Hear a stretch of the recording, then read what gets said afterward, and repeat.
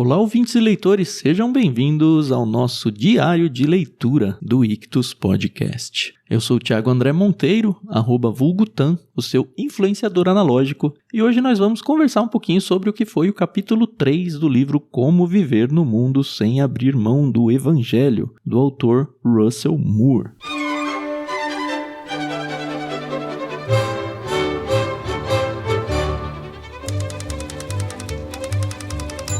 Há um pedaço de terra em um cemitério em algum lugar esperando o seu cadáver. Um dia, não importa quem você é, nem o que está fazendo, você será morto. E em 100 anos, grande é a chance de que ninguém se lembre de seu nome.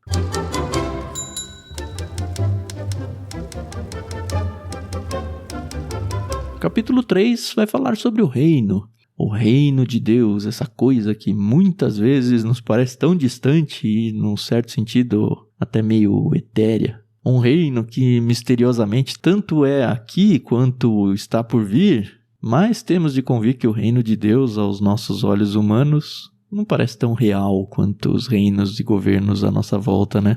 O Moore diz, os reinos do momento, quaisquer que sejam eles, parecem mais importantes do que o reino de Cristo, sem que jamais nos demos conta disso. Portanto, é mais provável que nossa pressão sanguínea suba quando ouvimos alguém discordar conosco sobre o nosso partido político, time ou notícia do que quando ouvimos ensinos falsos em um púlpito cristão. Talvez eu e você tenhamos caído nessa proposição aí do Moore, né? Você caiu? Falando um pouquinho sobre a chegada desse reino, né? Que esse reino está chegando, o Moore diz, com frequência, presumimos que o reino de Deus é apenas outra maneira de dizer todos os cristãos do mundo, ou tudo de espiritual que está acontecendo agora. Mas os habitantes da cidade natal de Jesus tinham uma visão diferente. E nesse ponto eles estavam certos. O reino de Deus é uma declaração de guerra. Jesus inaugurou o reino de Deus na terra quando veio da primeira vez. Ele era o Cristo, ungido. E essa unção é um símbolo para a coroação de um novo rei. Lembra do Davi sendo ungido? Ao mesmo tempo, esse novo reino ainda não atingiu seu ápice. Num certo sentido, ele ainda virá de maneira plena. E isso acontecerá quando o verdadeiro rei voltar à terra para governá-la de uma vez por todas. Por enquanto, estamos aí num momento histórico de redenção, de misericórdia divina que demonstra sua paciência com os pecadores, esperando seu arrependimento enquanto o rei não retorna. Afinal, o propósito de Deus não é condenar o mundo que criou, mas salvá-lo. Enquanto isso, Deus está restaurando a harmonia entre a humanidade caída e Ele mesmo, bem como entre a humanidade e a natureza. O Moore diz, uma visão deturpada do futuro tem consequências tanto pessoais quanto sociais. Nosso planejamento de vida deveria incluir o próximo 1 trilhão de anos. E além, se presumirmos que aquilo que nos aguarda além da sepultura é um pós-lúdio, em lugar de uma missão e aventura, vamos nos apegar ferrenhamente ao status quo, ou pelo menos as partes dele de que gostamos. Desejaremos, assim como os pagãos, comer, beber e nos alegrar, porque amanhã morreremos. Se não entendemos como o venha o teu reino influencia a vida agora, ficamos frenéticos com as coisas dessa existência, tentando torná-las supremas. Essa aí me pegou também, viu?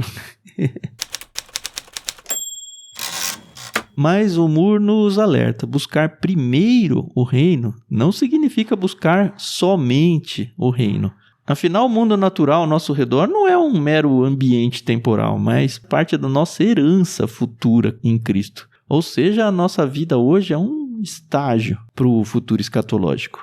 O sentido das nossas vidas não está no breve intervalo entre o nosso nascimento e a sepultura. Nossa permanência nesse intervalo deveria, na verdade, nos moldar e nos preparar para aquilo que é supremo. Então, acho que a gente tem que tomar muito cuidado com os hábitos que a gente tem desenvolvido.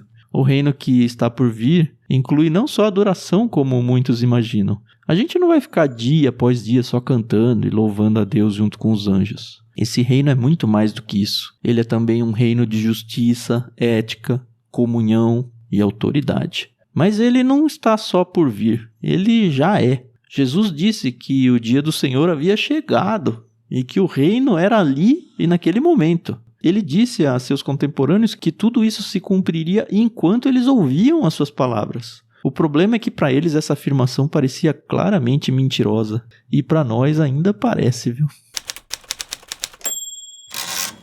Falando um pouquinho sobre essa questão do já, mas ainda não, o Moore nos conduz a um pensamento muito interessante. Ele nos convida a pensar enquanto o universo parece conspirar contra a nossa existência. Ele está tentando nos matar a todo momento e um dia ele vai conseguir. Diz o Moore, há um pedaço de terra em um cemitério em algum lugar esperando o seu cadáver. Um dia, não importa quem você é, nem o que está fazendo, você será morto. E em 100 anos, grande é a chance de que ninguém se lembre de seu nome. O tempo mata tudo. Faz tudo ser esquecido. Parece até que algo deu terrivelmente errado, né? A natureza humana, que deveria ser governada pela palavra de Deus, assumiu a natureza de seus chefes supremos. Passou a ser dominada tanto pelos desejos de seus apetites, quanto pelo medo da acusação e do juízo. Mas fique tranquilo, porque nada disso fugiu 1 milímetro do plano original de Deus, tá? Desde o início ele já planejou a história da redenção do mundo. E o Moore gasta algumas páginas nos fazendo lembrar de como Deus deu início a esse plano. Deus um dia separou Abraão para construir um povo que o representasse no mundo, passando lá pelos reis de Israel até chegar em Jesus, que é a consumação desse plano redentivo na humanidade. Mas os religiosos da época duvidaram que Jesus fosse o cumprimento das profecias do Messias, de modo que essa história de redenção ainda não terminou. Jesus ainda virá para governar. Por isso já, mas ainda não. E o que está em jogo? O Moore diz o seguinte: os perigos de entender errado essa tensão são bem reais. Aqueles que erroneamente trazem o reino para perto demais, o já, caem em utopia, expectativas irreais, um evangelho politizado ou, pior de tudo, perseguição daqueles que não creem ou não enxergam as coisas da mesma maneira. Quem mantém o reino longe demais, ou ainda não, cai em fixação por tabelas proféticas, apatia cultural ou tentativas falhas de se afastar da sociedade. Em sua ressurreição, Jesus recebeu autoridade sobre todas as coisas, mas ainda não governa sobre tudo. Opa, isso parece até meio herético, não?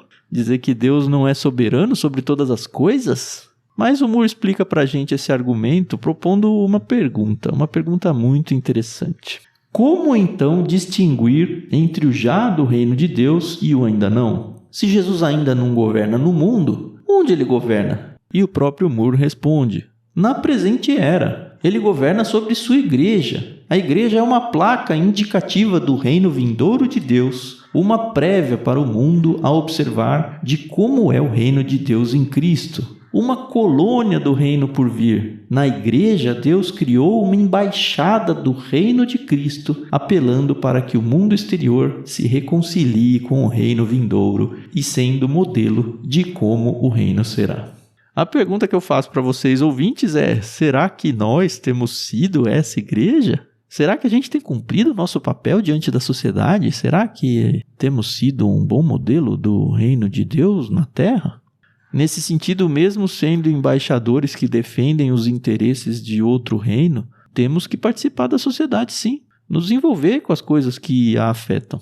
Nosso voto para presidente, por exemplo, é sim importante. Prestaremos contas diante de Deus pelo desempenho de nossas responsabilidades nessa vida. Mas o nosso voto para presidente talvez seja menos importante do que o nosso voto para receber novos membros em nossas igrejas. Afinal, o presidente da nação tem um mandato limitado, enquanto os membros da Igreja de Cristo são os futuros reis e rainhas do universo, não é mesmo? Se o reino de Deus for mesmo aquilo que Jesus anunciou, não devemos dar atenção apenas ao que chamamos de espiritual. Nosso chamado de vida, seja pregando, carregando caminhões, colhendo frutas, escrevendo leis ou limpando galpões, não é à toa e nem é acidental. Deus nos ensinou a aprender nas pequenas coisas como estar no comando das grandes coisas.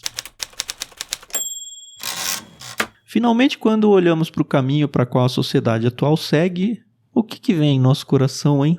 Que medos são despertados em nós? A gente tem que entender de uma vez por todas que o plano de Deus é imparável. O Moore diz o seguinte, olha: deveríamos ser as últimas pessoas no planeta a recuar com medo ou apatia, e também deveríamos ser os últimos a elogiar sem restrições qualquer líder ou movimento político como se fosse isso o que estamos esperando. Sim, precisamos de líderes e aliados, mas não de um Messias. Esse cargo já foi ocupado, e muito bem. E na parte que nos cabe, quando olhamos para o mundo, sim, a situação atual é pior do que parece, mas tudo bem. No fim das contas, a gente é guerreiro de Deus, e portanto guerreiros alegres, não medrosos ou desesperados. Não estamos a caminho de Sodoma e Gomorra, não. Estamos sim marchando para a terra prometida.